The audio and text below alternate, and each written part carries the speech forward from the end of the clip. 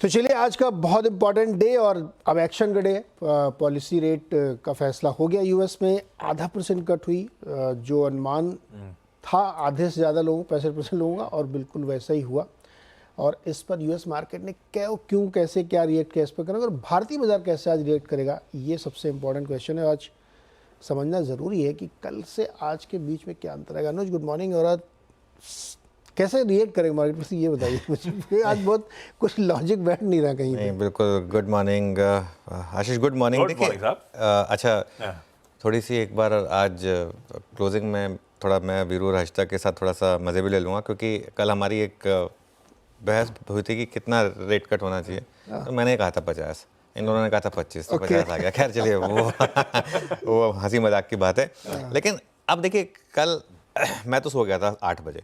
मैं तो एक बार बताऊँ, मैं तो जब भी यूएस फेड में बड़ा दिन होता है ना, मैं 8 बजे सो जाता हूँ। मैं 8 बजे सो जाता हूँ, क्योंकि उससे पहले मैं थोड़ा सा मतलब अपना एक्सरसाइज वगैरह करता हूँ ताकि नींद आ जाए। मैं 8 बजे सोता हूँ ताकि ये सब कुछ देखना ही ना पड़े। अगले दिन सुबह उठकर फ्रेश भी लेंगे, क्योंकि रात को जग के कर भी क्या लेंगे, है ना। ना तो हमारे शोज होते हैं, ना हम कोई ट्रेडर है, ना हमको कोई यूएस मार्केट ट्रेड करनी होती है, हमें तो कुछ नहीं करना होता। तो मैं तो इसके लिए लोगों को बोलता हूँ, आराम से रात को सोइए, फिर आप अगले दिन का मूव पढ़िए। अच्छा, बहुत लोग ये सोच के गए थे कि आज या तो बड़ा गैप अप मिलेगा या बड़ा गैप डाउन मिलेगा। मैंने एक व्यू लिया था कि आप प्रॉफिट बुक करके जाइए और एक फ्रेश व्यू लीजिए, और आज सुबह हम फ्लैट खुल रहे हैं, तो अब आपको कोई रिग्रेट भी नहीं होनी चाहिए। 30-32 पॉइंट आई थिंक आपकी उस पीस ऑफ माइंड से तो बेटर ही है, अगर आप 30-32 पॉइंट आपने मिस भी कर दिए तो। फेड का एक्शन शानदार है मेरे ख्याल से। यूएस फेड का जो एक्शन है ना, वो बहुत शानदार। पहले तो वो चार्ट लेकर आइए एक बार, वो एसएनपी का चार्ट लेकर आइए, उसके बाद मैं बाकी की बात करूंगा। एक बात ये हुई थी कि अगर 50 बेसिस पॉइंट का रेट कट आया आशीष, तो यूएस मार्केट इनिशियली रैली करेगा, उसके बाद उसमें डिक्लाइन आ जाएगी, और वो वही हुआ। 25 में उल्टा होता, 25 में शुरू में गिरता, बाद में रैली करता, लेकिन 50 में उल्टा हुआ। अब ग्लोबल मार्केट, एशियन मार्केट सारी ऊपर क्यों है? क्योंकि अब मार्केट ने उसको पढ़ा है अच्छे से और पूरा समझने की कोशिश की है। आई थिंक पावल साहब एक बहुत, जैसे कहते हैं ना, एक बहुत स्मार्ट आदमी की तरह निकल कर आए हैं। 50 बेसिस पॉइंट की रेट कट तो उन्होंने की, लेकिन उन्होंने ये भी बोल दिया, हॉकिश कट जिसे बोलते हैं, एक हॉकिश कट है ये, कि रेट कट आ गया, आपको एक जितना चाहिए था मैंने दे दिया। अब यहाँ से एक्सपेक्टेशन मत करिए कि बहुत तेज़ी से रेट कट होंगे। उन्होंने इस साल अब जो अगले 2 रेट कट के वो एक्सपेक्टेशन रखे हैं, वो सिर्फ 25 बेसिस पॉइंट के, और आज का 50 बेसिस पॉइंट के बाद अगले 2 साल में कुल मिलाकर 2%। तो कोई ऐसा नहीं है कि बहुत ज़्यादा आप अग्रेसिव रेट कट साइकिल में आने वाले हैं। रेट कट होंगे, पिवट आ गया फेड का, लेकिन ये हॉकिश रेट कट है। तो एक एक्सपेक्टेशन था कि यूएस मार्केट में हर कोई ये एक्सपेक्ट कर रहा था कि रेट कट उस हिसाब से आएगा, तो थोड़ी प्रॉफिट बुकिंग आनी थी। वो यूएस मार्केट में कल प्रॉफिट बुकिंग आ गई। आज मुझे लग रहा है कि आज से शायद यूएस मार्केट में भी ठीक ठाक रैली की वापस शुरुआत होगी। एशियन मार्केट के पास ये एडवांटेज होता है कि वो फ्यूचर्स को भी देख के उसके हिसाब से एक एक्शन ले सकते हैं।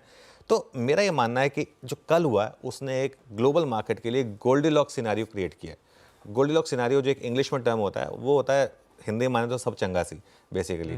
तो ये बेसिकली कि मार्केट के लिए सब कुछ अच्छा है कि यूएस इकोनॉमी को एक डबल डोज मिल रहा है। एक तो कॉन्फिडेंस है कि इकोनॉमी ख़राब नहीं है, जिसकी वजह से आपको अब बहुत ज़्यादा रेट कट साइकिल की लगातार ज़रूरत है। एक हो गया, बाकी अब धीरे धीरे स्लो होंगी। और दूसरा, जो भी हो रेट कट तो होंगे, तो एक ईजी मनी की वापस शुरुआत होगी।